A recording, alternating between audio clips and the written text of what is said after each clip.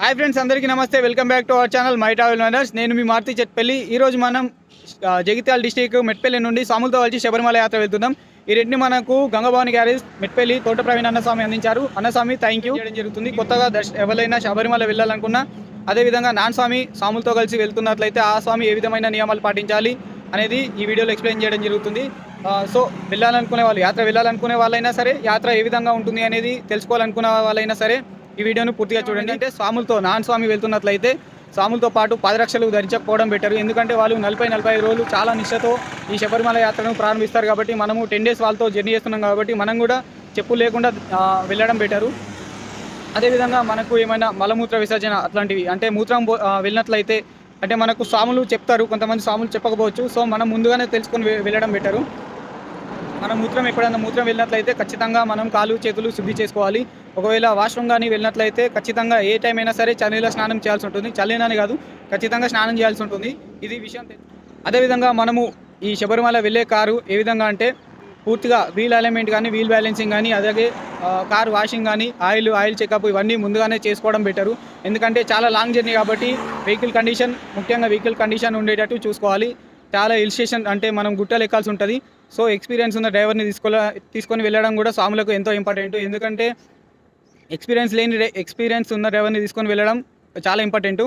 అదేవిధంగా మనం వెళ్ళే వెహికల్కి హెడ్ లైట్స్ కానీ, హారన్ కానీ, అదేవిధంగా పార్కింగ్ లైట్స్, హెడ్ లైట్తో పాటు పార్కింగ్ లైట్లు కూడా ఉండడం బెటర్. ఎందుకంటే మనం వెళ్ళేది శబరిమల, అటు ఎక్కువగా చలిగా ఉంటుంది.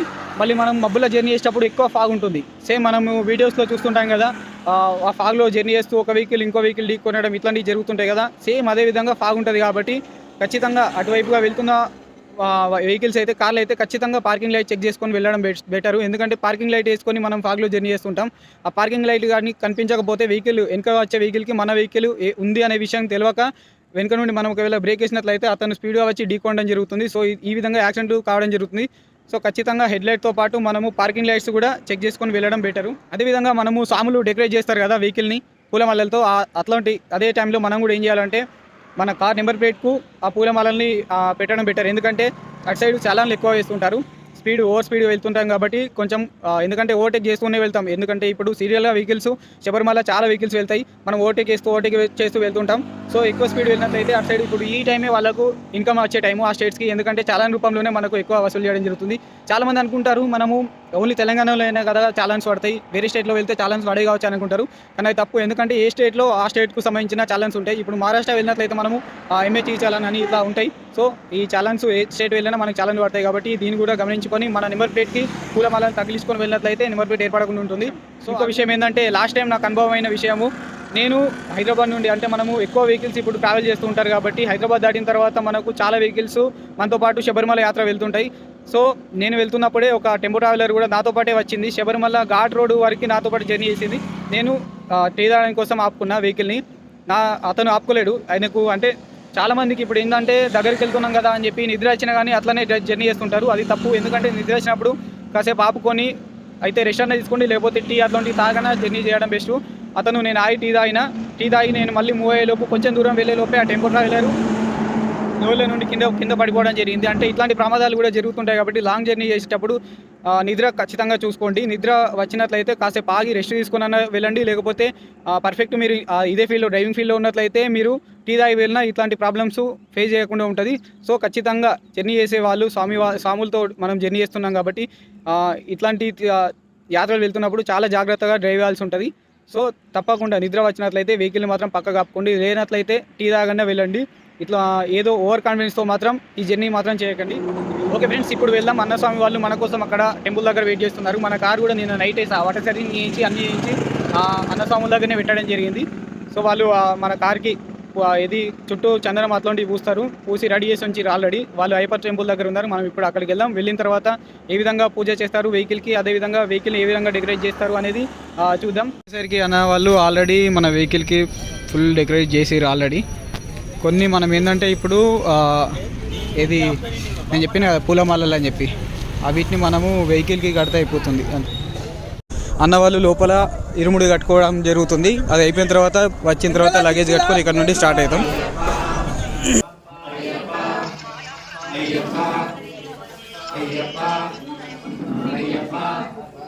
అయ్యప్ప అయ్యప్ప అయ్యప్ప శరణం అయ్యప్ప శరణం అయ్యప్పో స్వామి అయ్యప్ప శరణం అయ్యప్ప శరణం అయ్యప్ప అయ్యప్ప అయ్యప్ప అయ్యప్ప శరణం అయ్యప్ప శరణం అయ్యప్ప శరణం అయ్యప్పో స్వామి అయ్యప్ప శరణం అయ్యప్ప శరణం అయ్యప్ప అయ్యప్ప అయ్యప్ప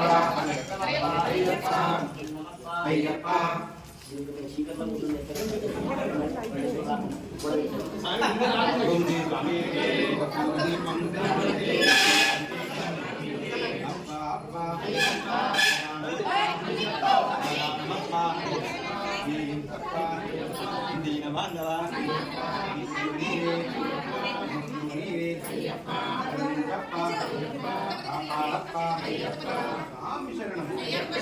భగవాన్ శరణం దేవన్ శరణం స్వామి నీ అభిషేకం కపూర దీపం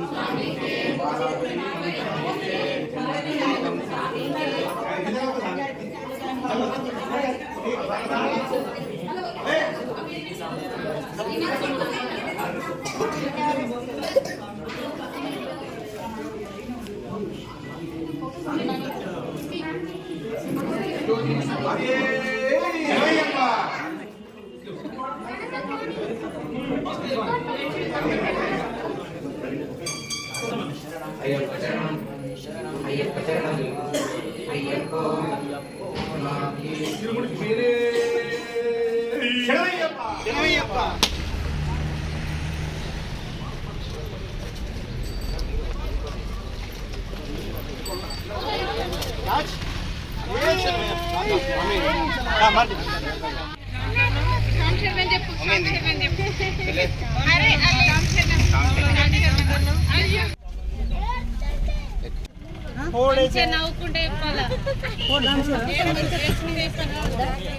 ప్రొద్దున ఇప్పుడు 7:08కి స్టార్ట్ అవుదాం అనుకున్నాం. ఫైనల్గా 10:40కి అక్కడ నుంచి స్టార్ట్ కావడం జరిగింది. ఇప్పుడు మేము వచ్చేసి కామారెడ్డి దగ్గరికి రీచ్ అయినాం. కామారెడ్డి దగ్గర భిక్ష టైం అయింది, 1 అవుతుంది. భిక్ష టైం అవుతుంది కాబట్టి కామారెడ్డి దగ్గరనే అయ్యప్ప టెంపుల్ దగ్గర భిక్ష చేయడానికి కోసం అని ఆగినాం. ఇక్కడ సాములతో పాటు మన నాన్ సాములు ఉంటారు కదా, నాన్ సాములకు కూడా భిక్ష పెట్టడం జరుగుతుంది. టెంపుల్ అయితే లోపల చాలా బాగుంది. అయ్యప్ప టెంపుల్ అయ్యప్ప పాదం అయ్యప్ప పాదం భగవన్ పాదం భగవతి పాదం దేవన్ పాదం దేవి పాదం వస్తున్నమ. ఈ కామారెడ్డి అయ్యప్ప టెంపుల్లోని 12 జ్యోతిర్లింగాలకు సంబంధించిన విగ్రహాలను ప్రతిష్ఠించడం జరిగింది. వాటికి సంబంధించిన శ్లోకాలను కూడా ఫ్లెక్సీ రూపంలో అక్కడ ఏర్పాటు చేయడం జరిగింది. అయ్యప్ప పాప వినాశ అయ్యప్ప జ్యోతి స్వరూప అయ్యప్ప అనాథ రక్షక అయ్యప్ప ఆపద్ బాంధవ అయ్యప్ప స్వామి శరణం అయ్యప్ప శరణం అయ్యప్ప శరణం స్వామి శరణం భగవన్ శరణం భగవతి శరణం దేవన్ శరణం దేవి శరణం దేవన్ పాదం దేవి పాదం స్వామి పాదం అయ్యప్ప పాదం. ప్రస్తుతం మనం హైదరాబాద్ క్రాస్ చేసుకుని బెంగళూరు హైవే పైన ఉన్నాం. నేను చెప్పిన కదా బెంగళూరు ఇప్పుడు హైదరాబాద్ దాటినాం అంటే మన సాములకు సంబంధించిన వెహికల్సే చాలా కనిపిస్తాయి. ఇప్పుడు మీరు చూస్తున్నారు కదా, ఇట్లా లైన్గా సీరియల్గా వెళ్తూనే ఉంటాయి సాములకు సంబంధించిన. ఇది కొర్ల నుంచి కొర్ల డిపో నుంచి పెట్టిన ప్రత్యేకమైన శబరిమల కోసం పెట్టిన బస్సు ఇది. ఇందులో కూడా మన కొర్ల సాములే వస్తున్నారు అందరూ. ఫైనల్గా 7 వరకు జోగులాంబ దేవాలయానికి రీచ్ అయినాం. గద్వాల్ దగ్గర ఉన్న జోగులాంబ దేవాలయానికి రీచ్ అయినాం. ఇక్కడ దర్శనం కంప్లీట్ చేసుకుని ఇక్కడనే అల్ప చేసిన తర్వాత ఇక్కడ నుండి స్టార్ట్ అవుతాం. ఇక చూస్తున్నారు కదా టెంపుల్. ఇక్కడ చాలామంది భక్తులు వస్తుంటారు, అంటే శబరిమల వెళ్ళే భక్తులు ఇక్కడ చాలామంది వస్తుంటారు. ఫ్రెండ్స్ ఇక్కడ చూస్తున్నారు కదా ఫ్రెండ్స్, జోగులాంబ దగ్గర మొత్తం స్వాముల వెహికల్సే. అంటే ఇక్కడ నుండి హైదరాబాద్ దాటినామంటే చాలా వెహికల్స్ ఇక మనతో పాటు జర్నీ చేస్తూనే ఉంటాయి. ప్రతి దేవాలయం దగ్గర ఇప్పుడు మనం వచ్చిన రూట్లోనే ఒక కృష్ణా నది ఉంటుంది. అక్కడ కొంతమంది స్వాములు అక్కడ స్నానాలు చేసి అక్కడ నుండి ఇక్కడికి వస్తారు. అక్కడ చేయని వాళ్ళు డైరెక్ట్ ఇక్కడ జోగులాంబ దగ్గరికి వచ్చి ఇక్కడనే స్నానం చేసి ఇక్కడ పూజ చేసుకోవడం జరుగుతుంది. పూజ చేసుకొని ఇక్కడ నుండి మళ్ళీ జర్నీ స్టార్ట్ చేస్తారు. కొర్ల నుంచి అన్న స్వాములు కలిసారు. కొర్ల బస్సులో మనోళ్ళే వచ్చారు అంతా. ఇక్కడికి వచ్చిన తర్వాత తెలిసింది అన్న స్వామి వీళ్ళతో తిరుపతి పోయిన ఇంతకుముందు వీళ్ళంతా పరిచయం ఉన్నోళ్ళే వచ్చారు. ఈశ్వరనే ఈశ్వరియే దేవనే దేవియే స్వామియే అయ్యప్ప. ఓం నమః శివాయ.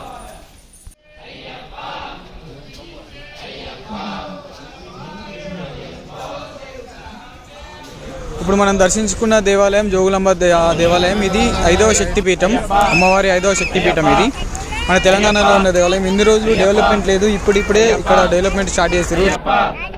అయ్యప్ప అయ్యప్ప అయ్యప్ప అయ్యప్ప అయ్యప్ప దిందోం దోం స్వామి దిందోం దోం వీరాది వీరులట వీరాది వీరులట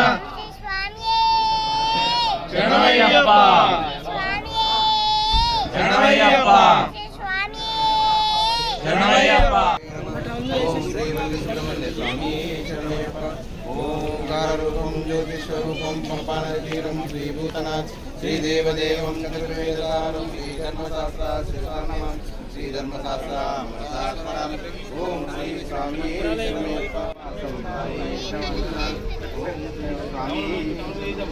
ఓం శ్రీ స్వామి స్వామయ్యప్ప దైవమే ఓమగలోకనాయకనే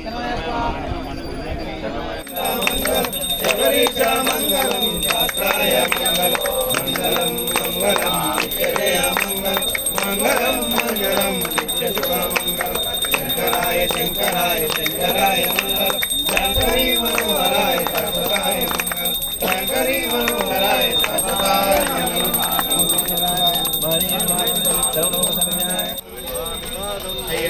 దేవి పాదం శక్తం పాదం శక్తి పాదం అయ్యప్పో అయ్యప్పో. ఓకే ఫ్రెండ్స్, ఫైనల్గా పూజ కంప్లీట్ చేసుకొని ఇక్కడ నుండి మళ్ళీ జర్నీ స్టార్ట్ చేస్తున్నాం. బెంగళూరు ఇస్కాన్ టెంపుల్, అలాగే పళని, కోయంబత్తూర్, మన ఈషా ఫౌండేషన్, ఇవన్నీ నెక్స్ట్ డే 2 వీడియోలో మీకు చూపించడం జరుగుతుంది. ఎందుకంటే ఇవాళ ఇక్కడికి కంప్లీట్ అయిపోయింది ఈ వీడియో. ఓకే ఫ్రెండ్స్, మీకు ఈ వీడియో నచ్చింది అనుకుంటున్నా. నచ్చినట్లయితే లైక్ చేయండి. మీ కొత్త వారు ఎవరైనా చూసి